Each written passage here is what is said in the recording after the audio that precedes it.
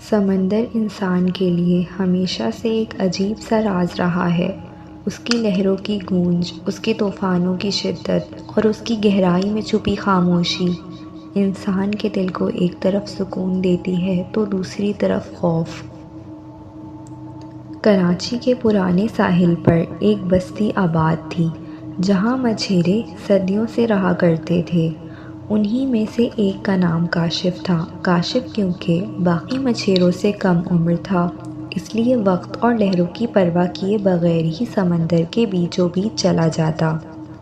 باقی مچھیرے اسے بہت سمجھایا کرتے کہ سمندر میں وہ مخلوقات بھی ہیں جنہیں انسان اپنی آنکھوں سے نہیں دیکھ سکتا، اور ایک خاص وقت کے بعد ان کا وقت شروع ہو جاتا ہے جو انسانوں کے لیے نہیں ہے، اور اس وقت میں سمندر کے بیچوں بیچ جانا خطرے سے خالی نہیں ہے۔ مگر وہ باقی مچھیروں کی باتوں کو مذاق میں اکثر اڑا دیا کرتا۔ ایک دن کاشف اپنے روز کے معمول کی طرح اپنی کشتی لے کر روانہ ہوا۔ شام کافی ہو چکی تھی اور رات کافی قریب تھی۔ آج سمندر کا ماحول کچھ عجیب سا تھا۔ ہوا کی رفتار کچھ غیر معمولی طور پر بڑھی ہوئی تھی۔ آسمان پر بادل تھے، لہروں میں خلاف معمول تیزی تھی۔ کاشف ماہی گیری کرتے ہوئے کافی آگے آ چکا تھا کہ اچانک سے اس کو احساس ہوا کہ سورج ڈھل چکا ہے اور رات ہونے والی ہے، اور اب اندھیرا ہونے سے پہلے اسے اپنے گھر لوٹ جانا چاہیے۔ یہ سوچ کر اس نے اپنی کشتی کا رخ موڑا اور گھر کے لیے روانہ ہونے ہی لگا تھا کہ لہروں میں عجیب سی ہلچل ہونے لگی۔ لہروں کی رفتار اتنی تیز ہو گئی کہ اس کی کشتی بھی اب بے قابو ہو چکی تھی۔ کاشف کا دل زور زور سے دھڑکنے لگا، آنکھوں میں خوف کی لہر دوڑنے لگی، اس کا پورا جسم ڈر کی وجہ سے کانپ رہا تھا۔ اس کو سمجھ نہیں آ رہا تھا کہ وہ اب یہاں سے کیسے نکلے، کس طرح اپنے گھر پہنچے۔ اس نے بہت کوشش کی مگر کشتی اب اس کے بس میں نہ تھی۔ سمندر کی لہریں اپنے ساتھ اس کی کشتی کو کہاں لے جا رہی تھیں یہ اسے بھی معلوم نہ تھا۔ تھوڑی دیر بعد طوفان تو تھم گیا، مگر اب وہ جس جگہ پہنچ چکا تھا وہ اس کے لیے بالکل انجان تھی۔ اس نے جب چاروں طرف اپنی نظر دوڑائی تو بس اندھیرا ہی اندھیرا تھا، اور لہروں کی آواز دور دور تک بس پانی ہی پانی تھا۔ کاشف کو کچھ سمجھ نہیں آ رہا تھا کہ وہ اب کہاں جائے۔ اسی دوران رات بھی ہو چکی تھی۔ وہ ابھی اسی پریشانی میں تھا کہ اس کو سمندر کی گہرائیوں میں سے عجیب سی آوازیں سنائی دیں۔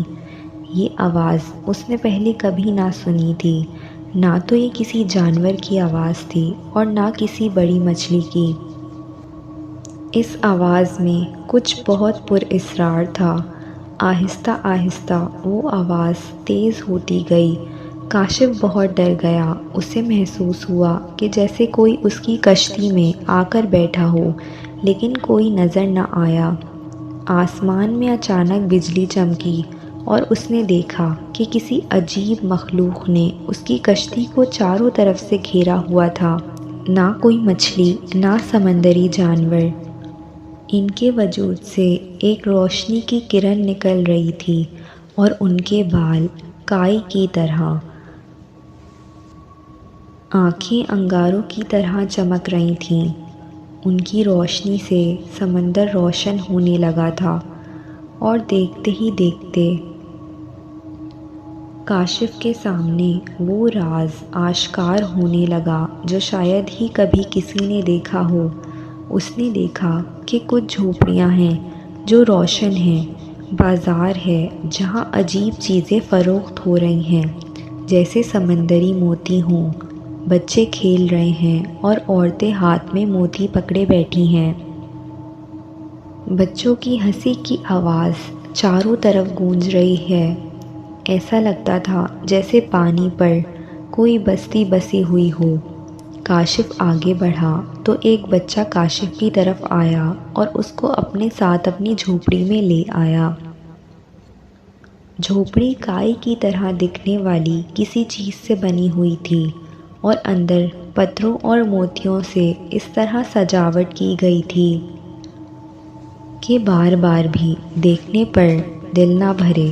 تھوڑی دیر میں ایک بوڑھا آدمی آیا اور کاشف سے کہا، تم یہاں کیوں آئے ہو؟ یہ ہماری بستی ہے اور یہاں انسانوں کا آنا منع ہے۔ کاشف نے اس آدمی کو اپنا سارا واقعہ سنایا کہ کس طرح وہ طوفان میں پھنس گیا اور لہریں اس کو کہاں لے آئیں یہ اسے بھی معلوم نہیں۔ اس سے پہلے کہ کاشف اس آدمی سے کوئی سوال کرتا، اس آدمی نے کاشف کے لیے کئی طرح کے پکوان منگوائے اور کہا کہ آج تم ہمارے مہمان ہو، جو تمہارا دل چاہے تم کھاؤ۔ کاشف کو ابھی بھی کچھ سمجھ نہیں آ رہا تھا کہ یہ سب اس کے ساتھ کیا ہو رہا ہے۔ اس نے پوچھا، تم لوگ کون ہو؟ اس آدمی نے کہا، تمہیں ڈرنے کی ضرورت نہیں ہے، ہم بھی تمہاری طرح اللہ کی مخلوق ہیں اور یہ سمندر ہماری رہائش گاہ ہے۔ یہ کہہ کر اس آدمی نے ایک خوان اٹھا کر کاشف کی طرف بڑھایا اور کہا، ہم اپنے مہمانوں کو کبھی خالی ہاتھ نہیں بھیجتے، تم دل کھول کر کھانا کھاؤ۔ اس کی بات سن کر کاشف کچھ مطمئن ہوا اور کھانا کھانے لگا۔ پھر اس آدمی نے کاشف کو ہاتھ میں ایک پتھر دیا اور کہا کہ مٹھی مت کھولنا، جب اپنے گھر پہنچ جاؤ تو تب یہ تحفہ دیکھنا۔ کاشف نے وہ پتھر بغیر دیکھے ہی اپنی جیب میں رکھ لیا۔ اس نے کھانا بھی دل بھر کر کھایا اور کھانے کا ذائقہ ایسا تھا جیسا اس سے پہلے کاشف نے کبھی نہیں کھایا تھا۔ بہت عمدہ اور لذیذ۔ کاشف کا دل چاہ رہا تھا کہ وہ اور کھائے، لیکن اس کی بھوک اب ختم ہو چکی تھی۔ اس کے بعد وہ آدمی کاشف کے لیے ایک لال رنگ کا شربت لے کر آیا۔ کاشف جیسے ہی شربت پینے لگا، اس کا ہاتھ کسی چیز سے ٹکرایا اور شربت اس کے کپڑوں پر گر گیا۔ اس آدمی نے کہا، تم کافی تھک چکے ہو، تھوڑا آرام کر لو، صبح ہم تمہیں تمہارے گھر پہنچا دیں گے۔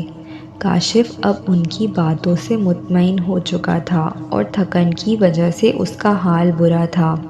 اس کو لیٹتے ہی نیند آ گئی اور جب اس کی آنکھ کھلی تو وہ اپنی بستی کے کنارے پر تھا۔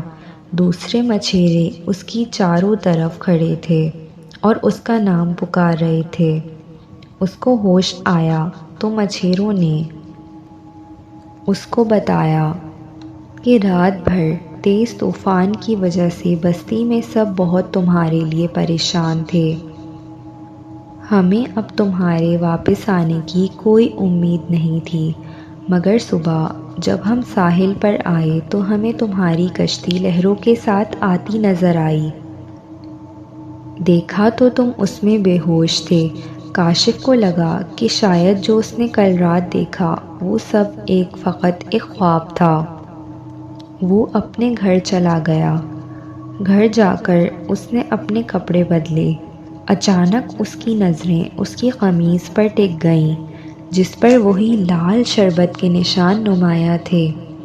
اس کی قمیض کی جیب میں ہاتھ ڈالا تو اس کی جیب میں سے ایک بہت ہی قیمتی ہیرا نکلا، جو دیکھ کر کاشف بہت حیران رہ گیا اور اس کو یقین آ گیا کہ کل رات جو کچھ اس نے دیکھا وہ سب سچ تھا۔